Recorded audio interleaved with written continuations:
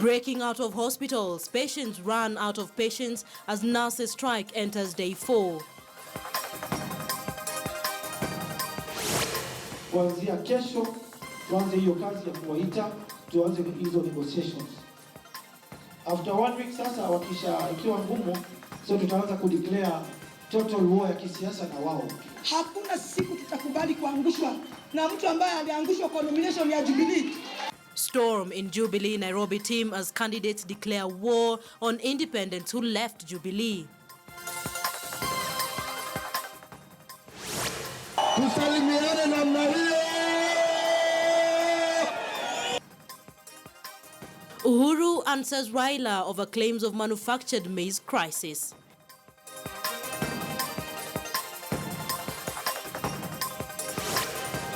How stupid can I be to be in 2 political parties? You know, kwani sina akili? Kwani mimi ni mjinga? Unaanza kuaje kwa vyama viwili? And Wavinya Ndeti rushes to court after IEBC tells her she can't vie for Machakos governorship.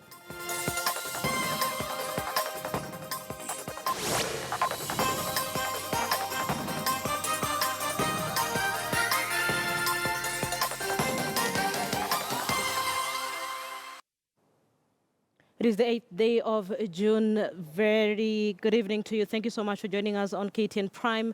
I'm Linda Oguto, a sign language interpreter. At the bottom end of your screen is Maresha Oweti. Before we get into the top stories of the day, it would be important that I let you know that immediately after this bulletin, we'll be having a conversation on some of the battlegrounds politically in the upcoming general election. And tonight we're focusing on Bomet. Will it be Joyce Leboso? Will it be Isaac Ruto? What are some of the factors at play? And the interesting bit about this conversation that we'll be having, of course, we'll have it with some analysts in studio, but you also get a chance to call and let us know what you think about that battle that is looming in the county of Bomet. Thank you once again for joining us. I'm Linda Ogutu.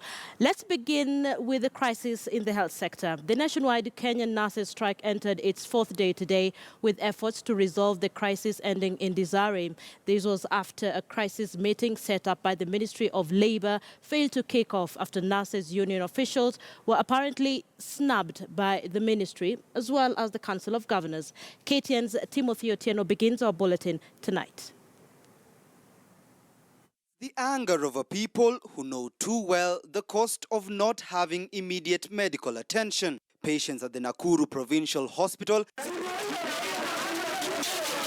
had no choice but to literally break free from the medical crisis bondage that had seen many of them go days without any form of assistance whatsoever. Nimekuja hapo tangu mwezi wa 4 tarehe 16 mpaka saa hii. Nimeshinda hapa sijatibiwa na nilifunjika mguu mara 2.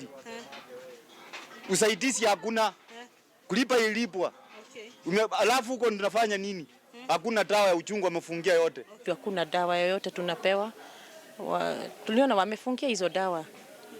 Wamezifungia.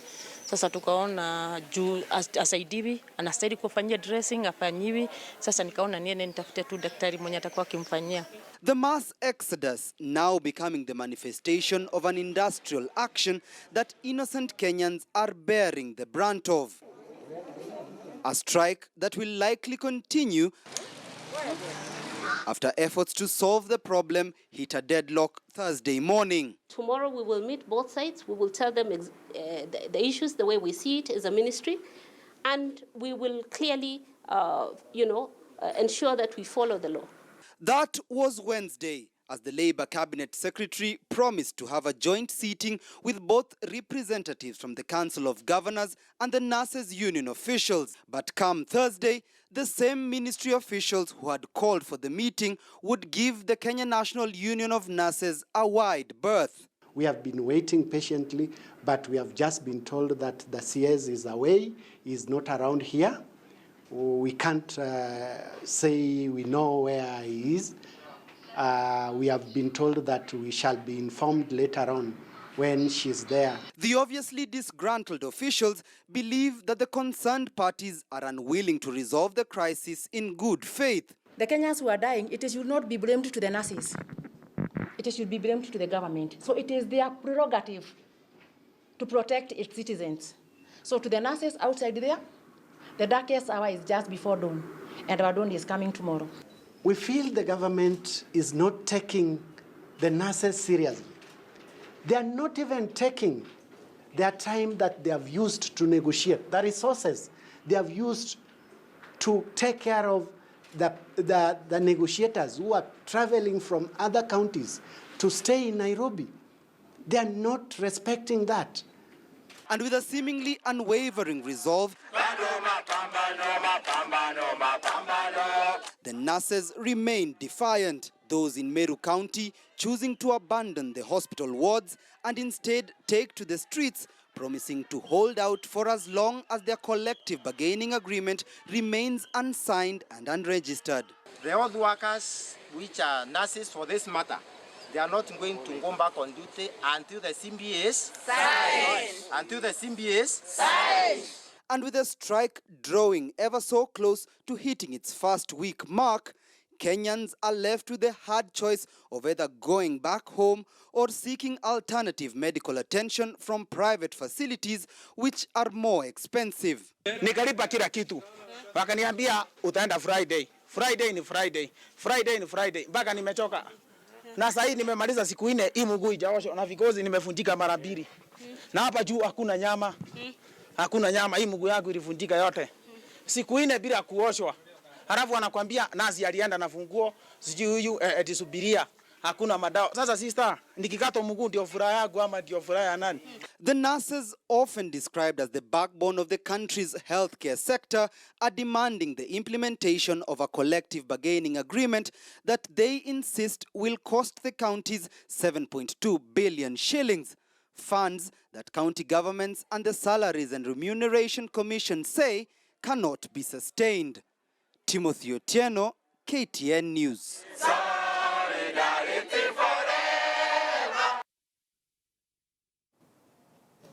Sad state of affairs there in the health sector. Let's turn our attention to politics. Tonight, the Independent Electoral and Boundaries Commission has nullified the nomination of Wavinya Ndeti as Wiper's Machakos governorship candidate. The development came after the Commission's Dispute Resolution Tribunal decided that she is a member of 2 political parties, contravening the Political Parties Act. However, the vocal politician has already set in process a court case to challenge that particular decision. And as KTN's news reporter Yusuf Ibrahim reports, the hearing might just begin tomorrow.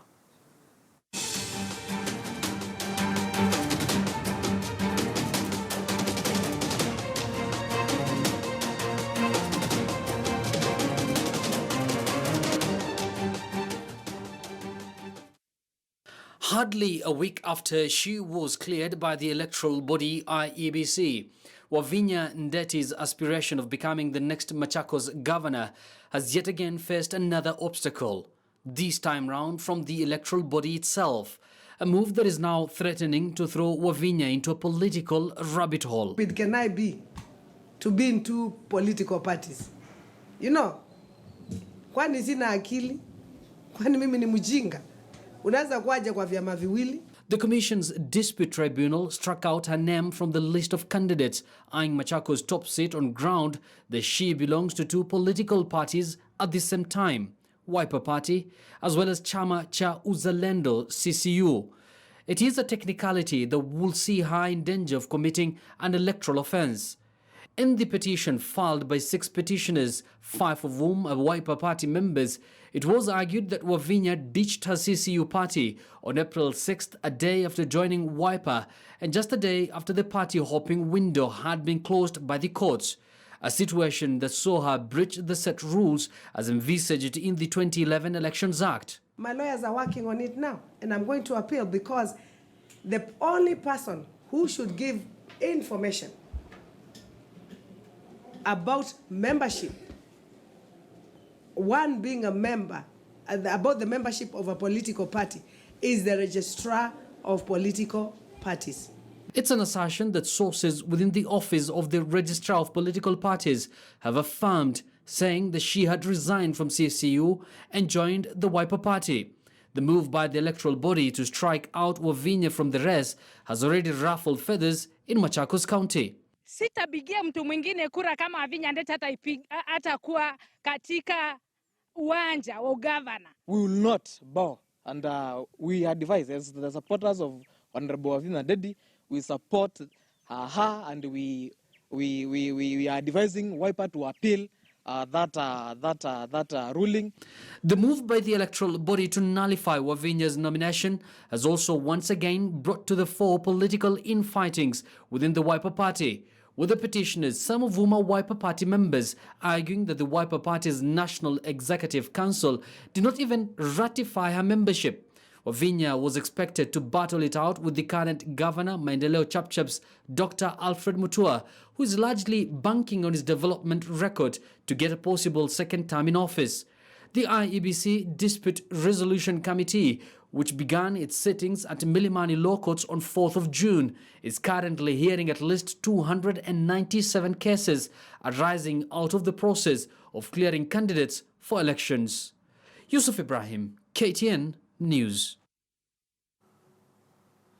Also, Jubilee candidates in Nairobi County have given their competitors who lost in nominations and are now contesting as independent candidates a one-week ultimatum to withdraw from the race. Led by governorship candidate Mike Sonko and Rachel Shebesh, the candidates said they have already petitioned President Uhuru Kenyatta and his deputy to denounce all independent candidates if Jubilee Party stands a chance to wrestle Nairobi County leadership from the opposition's grip.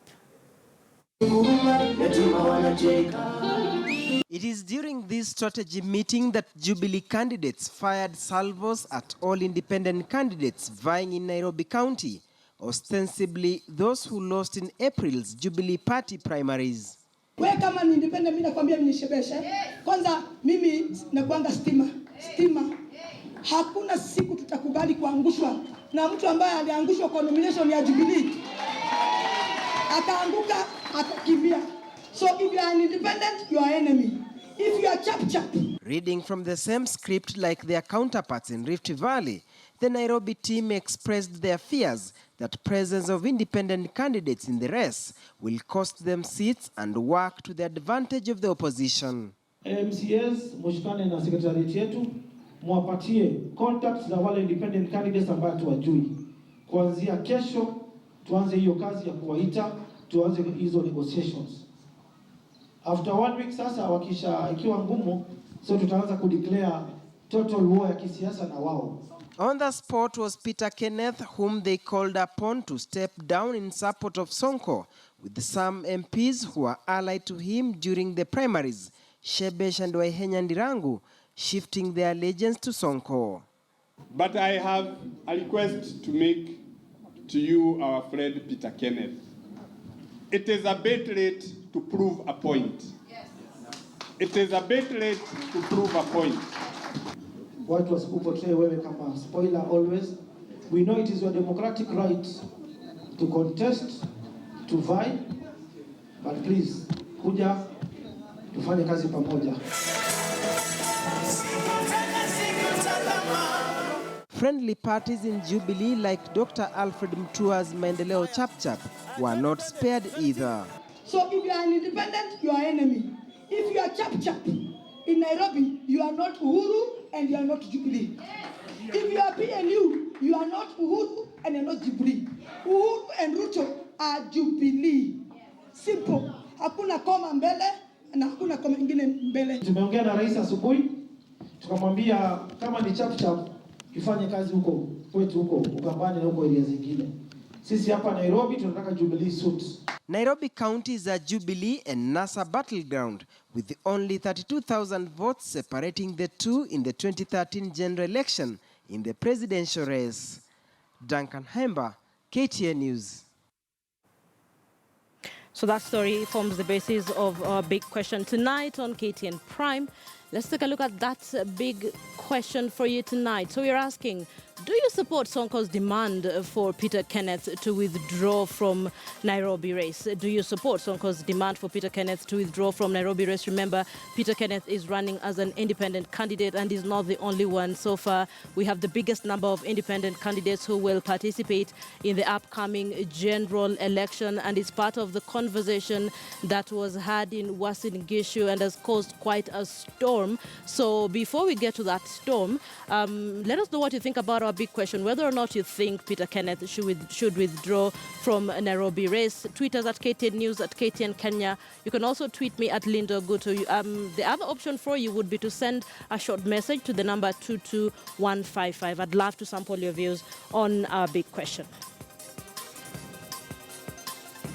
All right, people, so like I mentioned, the issue of independent candidates is just not being raised in Nairobi. It's all over the country. We have the biggest number of independent candidates who will run in the upcoming general election, and that was part of the conversation that was raised by Uasin Gishu Governor Jackson Mandagor a couple of days ago, and he was a little bit agitated over the fact that there seems to be some support that independent candidates are getting from Jubilee office. Let's now have a conversation with gubernatorial hopeful Kiprop Bundotich, but a lot of people know him as Buzek. He's an independent candidate from that region. He's hoping to be the next governor, of course, to replace Jackson Mandagor. He's joining us from our Eldoret studio. Good evening, sir. Can you hear me?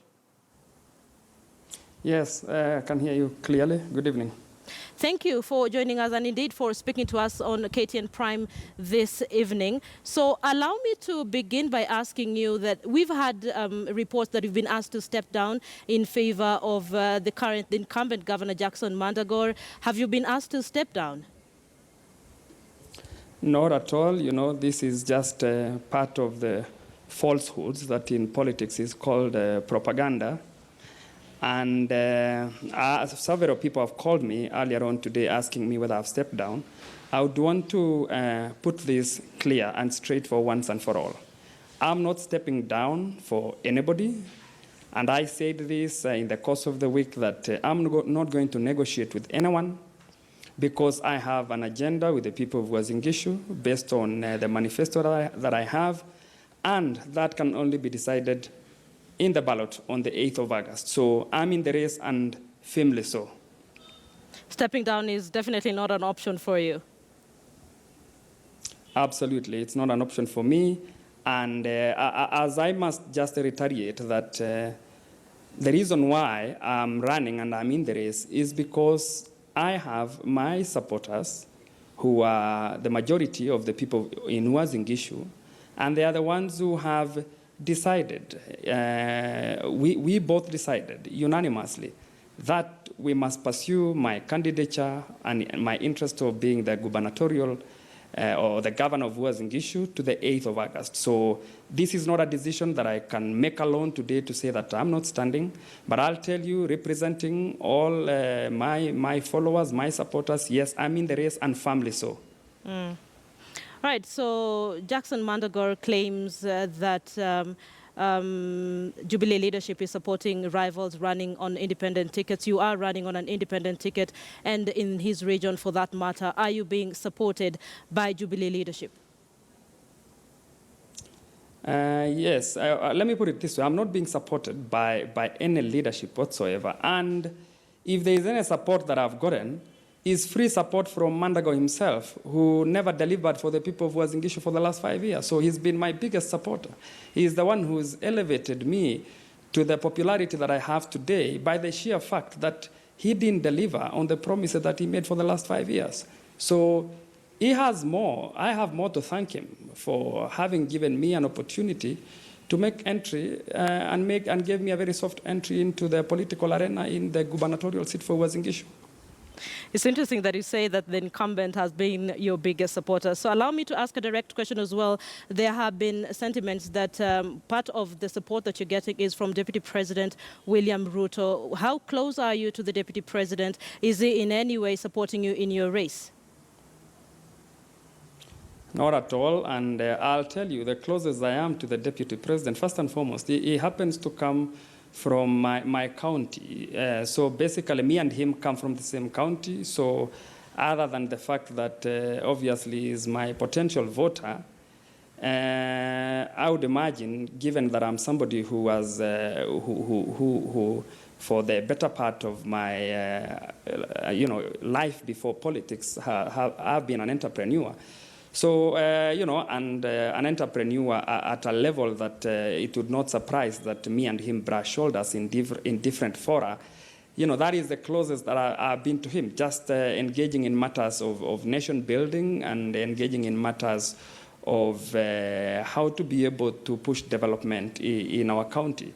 That is the closest. But other than that, we do not have any other association other than obviously him being a friend and probably somebody who I have, admired the manner at which he is being able to push agendas that are development in nature for Uasin Gishu and Kenya at large. So you're not getting any support from the Jubilee leadership, and no, you're not stepping down. So allow me to put you on the spot a little bit. We've had several leaders speaking up against independent candidates. As a matter of fact, today we had Mike Sonko, who hopes to be the next governor, and a couple of leaders as well asking the Jubilee leadership, actually asking independent candidates to drop their bids for the positions they want to go for. You're an independent candidate. Why is there such an uncomfortable feeling around independent candidates, do you think? I think one of the reasons is because they know very well that they may not be as popular as they have made us to believe by the sheer fact that they got the candidature as Jubilee candidates.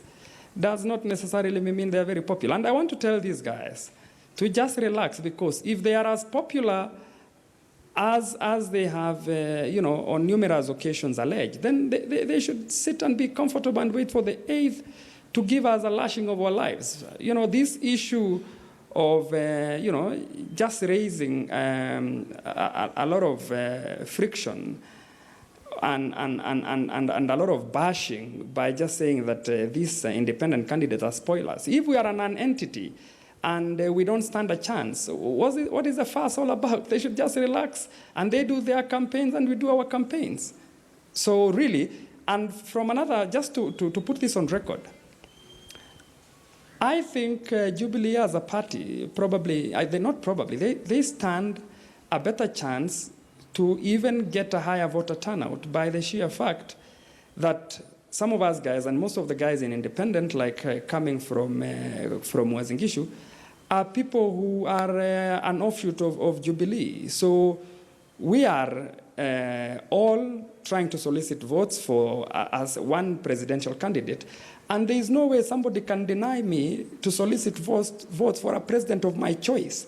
That's my democratic right. So you cannot tell me this is my president. He's my president too. So the least you can do is to accommodate us and accept that we campaign and we also make a choice on who we want to solicit for votes as a presidential candidate. All right, sir. Thank you for speaking to us on KTN Prime. But stay with me, because I'm hoping that you'll be part of a conversation that I'll be having from 10 p.m. And apart from looking at Uasin Gishu and the sentiments of the Governor, Jackson Mandagor, remember, we'll also be focusing on Bomet. The race in Bomet, some people are saying it's a battleground. So let's see how that goes. And then we'll also have a conversation about Kisii and Nyamira. Remember, the president gave checks for IDPs in those two regions. We'll be looking at the significance of this. They're also saying probably the president is bribing his way through just a couple of days to the August general election. I mean, why now? So that is a conversation we'll be having with a group of panelists in studio with me. But for now, allow me to take a break. I'll be back.